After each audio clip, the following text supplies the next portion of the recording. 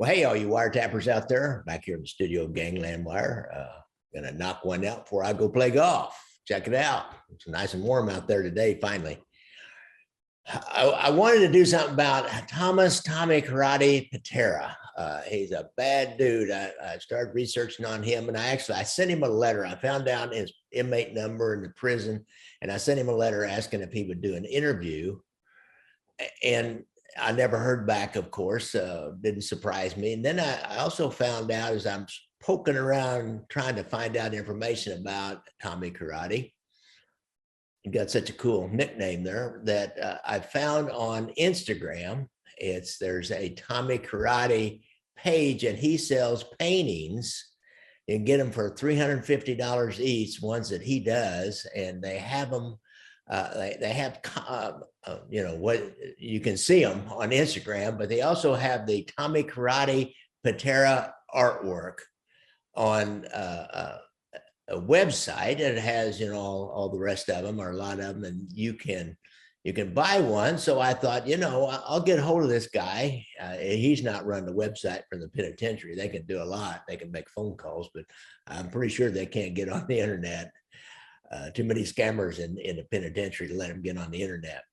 So I got a hold of this guy that runs through Instagram, did the messaging, and I offered to buy one in exchange if he would do a phone interview with me. I said, just a 15-minute phone interview. And then I was going to raffle it off as a fundraiser for the podcast. And so maybe I get my money back, or maybe not, $350. That's a lot of money.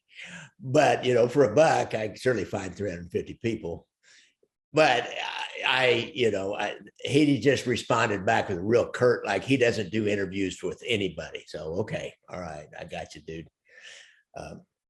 So I started just doing the normal Wikipedia and Cosa Nostra news and Gangster Inc. news and places, the websites like that, to find out more about Tommy Karata.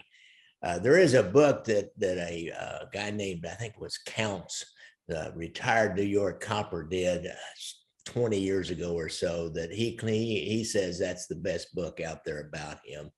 I didn't even try to look it up. It's a pretty old book.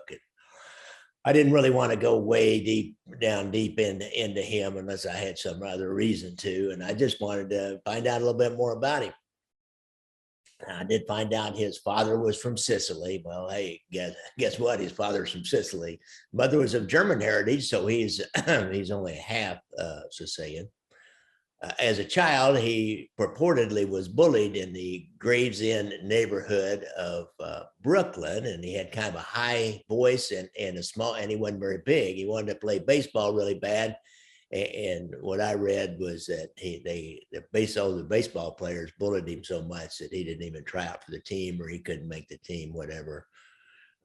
Gravesend is down there by Coney Island, and it's right next to Bensonhurst and Sheepshead Bay, and Bath Avenue cruise down in there. Anthony Spero, Jimmy Calaranda, who has the podcast. So he came from a real mob neighborhood. So, it's almost a cliche. It used to be a cartoon not a cartoon, but an ad in comic books when I was a kid. Now, those of you who are about my age, remember this. And there was a guy kicking sand in somebody's face, and you would send off for something that would keep bullies from kicking sand in your face. And then after that, then people said they got into karate because they were bullied. So that's what Tommy Karata did. He got into karate as a kid, and he was good at it. He won one big tournament where he defeated 7 different opponents. He loved the Green Hornet, and he got into the Green Hornet. And I believe Bruce Lee played Kato in the movie, and he even grew his hair out, tried to look like Bruce Lee, and he was really into it. And he won a scholarship. I mean, he wasn't just goofing around with this. He won a scholarship to go to Japan and studied karate in Japan, and was pretty successful over there. And he liked the lifestyle, maybe, or the samurai path. I think maybe might be a better way to think about that. He stayed over there working in of all things, a chopsticks factory. He had to get some kind of a job so he could stay over there. His parents weren't rich and couldn't just support him while he took his gap year and gap 2 or 3 years in Japan. But he stayed over there for a while and learned more karate and got better at it and learned a lot more about Japanese culture and the samurai warrior way. And so he eventually comes back to Gravesend when he's in his early 20s, and he's hanging around the different joints, and he is recruited by a Bonanno capo, Sonny Red Indelicado. He does, like he's a tough guy. He collects loan shark money for him and help with some cocaine problems and the transportation. The Bonanno family was pretty well known to be involved in narcotics, both heroin down out of Montreal and cocaine up from Colombia. And so they weren't opposed to, on the down low, like Gambino's were too, to make money off of cocaine, off of narcotics. During this time when he's probably later 20s, young man, 30s, the Bonanno War is going on, and it ends with the famous murder of the 3 capos, Sonny Red, Dominic Trinchera, and Philip Giassone. If you remember, that was a deal where there was a problem going on, and a guy named Leno, L-I-N, Dominic, I think, or Joe Leno, and some others, Joe Massino, lured these 3 capos to a sit down. Well, they come without guns, and unbeknownst to them, and it was funny, it was in a club owned by Sammy the Bull, is what I read, which I guess he was doing them a favor. This kind of inter-mob cooperation. That's always interesting to me. There's going to be another one that we're going to see that Tommy Karate's involved in. And yeah, they lured those 3 guys to a sit down, and they come as, required without guns, and they get inside this joint that's closed up. Rizzuto out of Montreal and another Canadian mobster he brought down with him, and a couple other guys jump out, and they yell, "Stick them up," and then just start shooting and kill the 3 opposing capos. It was a big deal at the time. Anthony Spero was also part of the Bonanno faction that set that up. Anthony Spero was a huge money maker, and he always was a huge money maker. He was the fireworks king of New York. He had several, he was a commercial fireworks dealer. He had big warehouses, and he had a car service, real successful car service at the time. And Anthony Spero had gotten to know Tommy Karate pretty well, and he had taken him under his wing, and so now his kind of original Sonny Red's gone, and he puts him in with this capo Joe Leno, and it was actually made under Joe Leno by Anthony Spero not too long after this. Story is he did some kind of a murder and got paid for it. And everything this guy's done is kind of a cliche, it seems like. He becomes close to another crew member named Frank Gangi at the time, and this will be his downfall.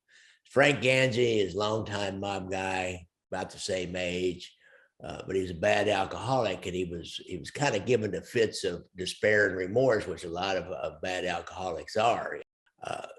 Not too long ago, and one reason we know a little bit more about him is our friend Ed Scarpo from Cosa Nostra News had gotten hold of him and was going to do a project with him, a writing project, maybe tell his life story or something. I'm not sure exactly what, try to, get a screenplay out of it. Because Scarpo is a pretty good writer. If you go and look at his Cosa Nostra channel, he writes he writes well, he writes a lot of mob stuff. But Gangi died during this time, and actually Jimmy Calandra out of the Bath Beach YouTube channel reported that he heard from a relative that he died, and Scarpo verified that. So, but to go back to why was he so bad for his buddy Tommy Karata. Well, he got a DUI as usual in 1990. He's full of remorse, in jail overnight, and he breaks down. He starts talking to some coppers about all the murders that he and Tommy Karata had done over the years, and they even killed a girlfriend of his, I believe.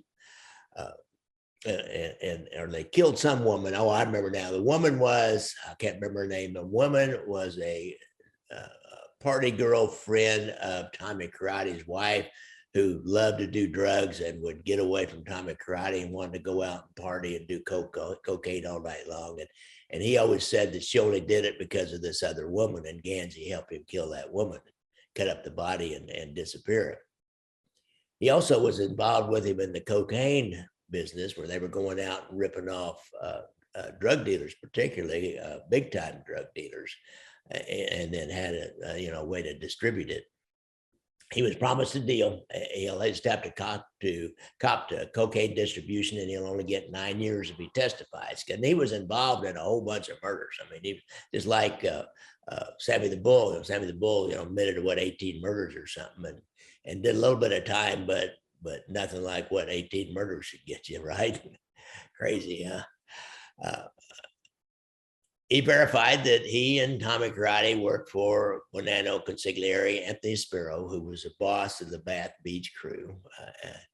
And he said that one time Tommy Karata and another guy, he wasn't involved in this one, named Vincent Kojak Giatino, they were the guys that killed Willie Boy Johnson just as a favor for Gambino boss John Gotti. If you remember, Willie Boy Johnson, I think he was part Native American, and he was part of Gotti's crew and was for a long time. And I think it was U.S. Attorney, what was her name? Was a female, and last name was Giacalone. Anyhow, she outed Willie Boy Johnson, trying to force him to testify. He'd been a deep throat, long-term, top echelon informant for quite a while, giving good information. And she wanted to convict Gotti so bad that she took the risk and she outed him. And he stayed on the streets. He knew he'd been outed, but he stayed on the streets. And, Gambino boss, Gotti wants to get rid of him, of course. Just, he's the one that had the son, the guy that accidentally killed his son in a traffic accident, disappeared. He was a vengeful dude, man. And so he got Tommy Karata and this Kojak to kill Willie Boy Johnson. I always wondered who did that. He also told about a couple of Pitera's men, Lloyd Modell and Frank Martini, who murdered a couple of Colombian drug dealers and took 16 kilograms of cocaine. They were going to take their car over to Staten Island and bury the bodies. And that was Pitera's deal. He cut up the bodies, and there was a wildlife preserve out there that he would bury these bodies. But kind of funny. The only car they had, for some reason, a lot of people in New York don't have cars, and maybe have never had a car, don't even know how to drive because you got all that public transportation, and there's no reason to have a car. It's so expensive.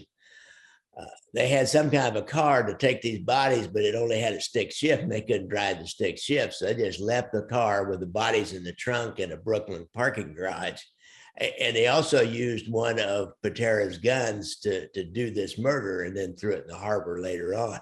He said Pitera was madder than hell about that, but that was really part. They were acting for Tommy Karata when they ripped off this drug dealer. So it was just one more nail in Pitera's coffin when Gangi went to court and started telling tales.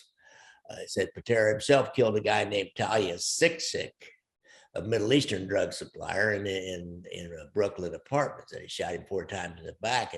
And this is the one where he cuts the body up into 6 pieces and buried at his secret dumping ground, which was the William T. Davis Wildlife Refuge on Staten Island. It was a whole mob graveyard out there. And he said that he claimed that he testified that Pitera always decapitated the bodies and buried the head somewhere else in order to stop any identification from dental records. I mean, he must have cut off the fingers and buried them someplace else too. I got a feeling he did. At least probably the hands would be easier. I don't know about the your footprints that you get when you're a little kid. I've never heard anybody using those. Anybody heard of that? I never heard of that. Now, when the cops come around, they've got a whole bunch of murders on him that Gangi's told them about, and other drug dealing and a lot of, extortion and just about everything Pitera had been into under Spiro. They served a search warrant on Pitera at his home, and he had kept little keepsakes from each one of his victims, which didn't help. Another reason he got convicted. Had a lot of guns in there, and they found a pamphlet on how to dismember and hide a body. I tell you what, he was what's the guy? I know his name as well as I know him. Not Gas Pipe Casso. Roy DeMeo was kind of the Roy DeMeo of the Bonanno family. In the end, finish this off. In the end, Pitera, we found not guilty in the Willie Boy Johnson murder, but guilty of several other murders, because those other murders Gangi had done with him. He was, first person source on that, and they'd gone out and found some of the body parts and different things. They found other corroborating evidence. Now, final thing here is Tommy Karata was a tough guy at the end, and he was making fun of Frank Gangi for crying and whimpering to the judge when he got the 9 years. He was quoted and said, hey, you do the time, you got to do the crime, you got to do the time. He said, I do my time and don't say a word. So he was a tough guy at the end. Kind of an interesting guy. Little known guy's got a cool nickname, but then doesn't seem like there's a lot of other information out there about him and why really in some ways he was called the serial killer of the Bonanno family. It's a little, like I said, a little bit like Roy DeMeo. He's the kind of guy that they just would mention they're trying to collect some money and say, you don't want Tommy Karata coming after you, do you? You better go ahead and pay me. That kind of thing is those subtle kind of threats that on the surface, you just say, I hate to have to go back and tell Tommy Karata you didn't pay this, or, just mention Tommy Karata and they got such a reputation. That's what the mob really depends on. That they make the innuendo that is not a direct threat, but yet it is a threat. So it's they don't always get away with it in the end, but many people have gotten away with never saying anything directly, just like by letting the underlings assume this is what they want, and then they go out and do it. Thanks a lot, folks.